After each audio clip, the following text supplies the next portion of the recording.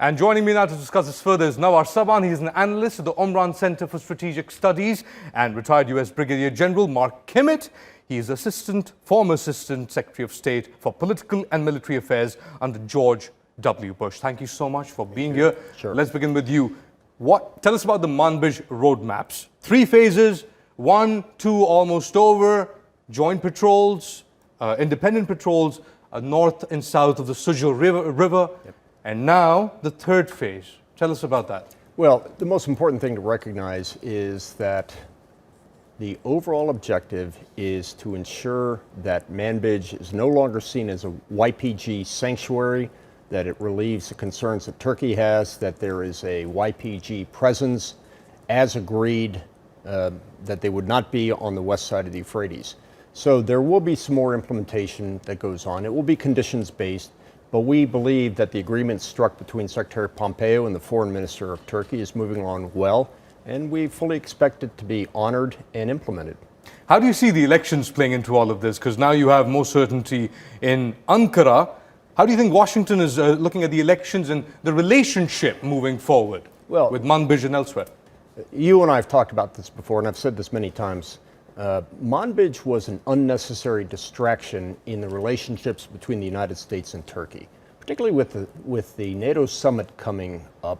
I think this will be a great opportunity for President Erdogan and President Trump to reaffirm the strong commitment between our two countries, not only as bilateral allies, but as allies within NATO. That is the most important issue at play here, and Manbij demonstrates on both sides that we want to move forward. What about the F-35s and this push to stop the transfer of those planes to Turkey? Look, this is not all unicorns and happiness at this point. We still have some considerable issues that we have with all of our allies. This is not a Then the Americans are raising concern about the S-400s, putting sanctions and all of that. What's going on there, General? Well, I mean, look, again, S-400s, we believe, are an unnecessary defense system inside of Turkey, because what it does is it makes it harder for Turkey to get the intelligence and the ISR, the surveillance and reconnaissance, because we can't share it with the S-400 system.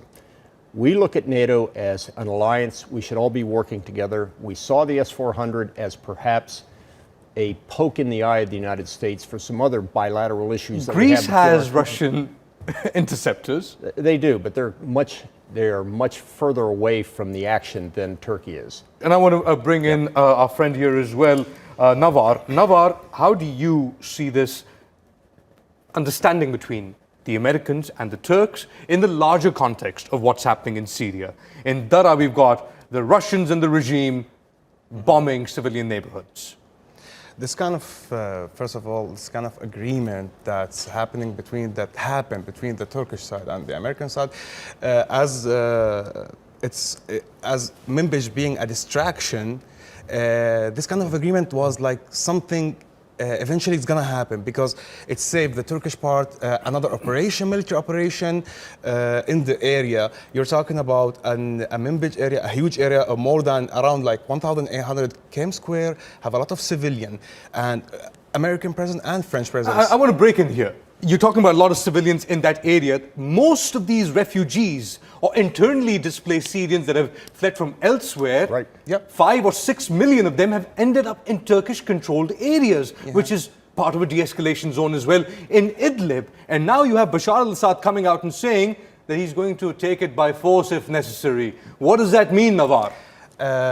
Let's talk about like Bashar al-Assad. The Syrian regime said a lot of stuff. For example, they said they are not using barrel bomb. They said that there isn't any Iranian military presence in Syria. For me, it's just a publicity stunt. You're talking about an area that's controlled by an international agreement. There is an international environment that is leading for this agreement. Between Russia, Iran, Turkey, even the US now? There is an agreement. So the Russian government, Damascus government cannot do anything. They can talk about it. Walid Ma'alim can talk about it. Bashar al-Assad can talk about it. Talk about whatever they want. But physically, they can't do anything about it. There is an agreement, and it's going on. I want to turn the conversation slightly towards Manbij as well and bring in some graphics for our viewers of what this roadmap, Manbij roadmap, means on the ground. So, well, it's a joint agreement to secure the city jointly. It means that the Sajur River, 12 kilometers north of Manbij city, has become a front line of sorts between the Turkish forces to the north and the YPG held south, even though the US has now started patrolling this particular boundary as well. YPG doesn't want to move out. In fact, it's SDF-linked Manbij Military Council has come out and said Turkey will never be allowed inside Manbij. General. It's unfortunate that they would say that because the United States has always said our relationship with these forces as temporary and tactical. There was no expectation, and there should be no expectation, that if that's the position the YPG holds, that the United States is going to stand behind them on this particular issue. Our agreement with Turkey is our agreement with Turkey. It is not with the YPG or the SDF inside of Manbij. And then finally, towards a solution, Turkey, Manbij, US, there's a corridor there, Euphrates Shields territories, Afrin, and that area, in the bigger picture of it, where does this now end? Are we seeing the end game as far as Syria is concerned in Daraa play out, the last pocket of resistance for the regime? No, you're not seeing the end game. You're seeing a whole different phase now in different areas, in the north, in the east, in the south. You're talking about lots of forces on the ground, militias, in different areas. Even you're talking about a fragile security situation, even in Afrin, Euphrates Shield, even in the Eastern Front. So it's a very different kind of phase that need more focus. It's not a war now. It's not something like opposition and regime. It's now something like everyone's fighting everyone for their own control. And now, for example, let's say even in ISIS, the regime and the Russian declared that they were able to vanquish ISIS. Now ISIS is hiding in the desert. And the general knows around that Daraa, there's a little pocket of ISIS as well. you know that you cannot secure the desert. It's different. Now On the ISIS Golan. is using the hit and run tactic. And it's for them, it's something wonderful. They can come out from the desert, kill whoever they want. And for them, this is a victory. Now, you don't know where to attack ISIS. Yeah, but the US says, now bring in General Kimmett here as well, that ISIS is largely defeated, that we have to slowly start pulling out of Syria. Sure, let's take a look at where things were in 2014. There was a caliphate, there was a capital, there was ground being taken by ISIS all the way primarily to the gates of Baghdad. Look where it is now. It is virtually defeated, but we still have work to do to ensure that that area in the desert doesn't remain a safe haven and sanctuary. That's why the coalition remains inside of Syria right now. The only purpose for the coalition to be inside of Syria is to defeat and destroy ISIS, and we will continue to do that as long as it's necessary, but not 1 second longer. Does it than it's mean necessary. eventually then, not just for the US, but for everyone to normalize some sort of relations with Bashar al-Assad? I think that's Will that be right. acceptable? Well, we see now the SDF and the YPG reaching out to the regime for the purpose of negotiation to get back on that political track. Let's be candid. The situation on the ground at this point has the regime on its front foot.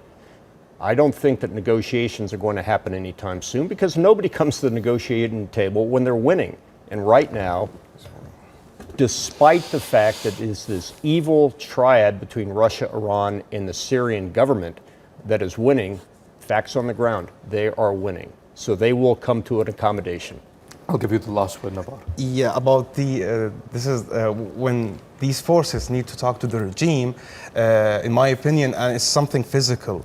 The regime is there and he's winning, but his partner are doing all the job. So, for example, eastern part of Syria, and you know that the Iranian-backed militia control a lot, but the Iranians now have something else to count on. They build their own local forces called LDF.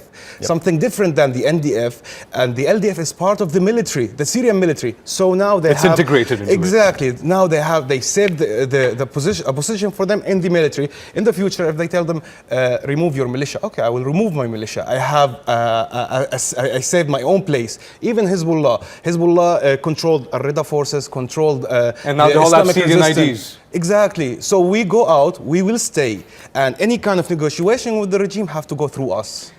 Thank you so much, General Kimmett, Navvar. Thank you.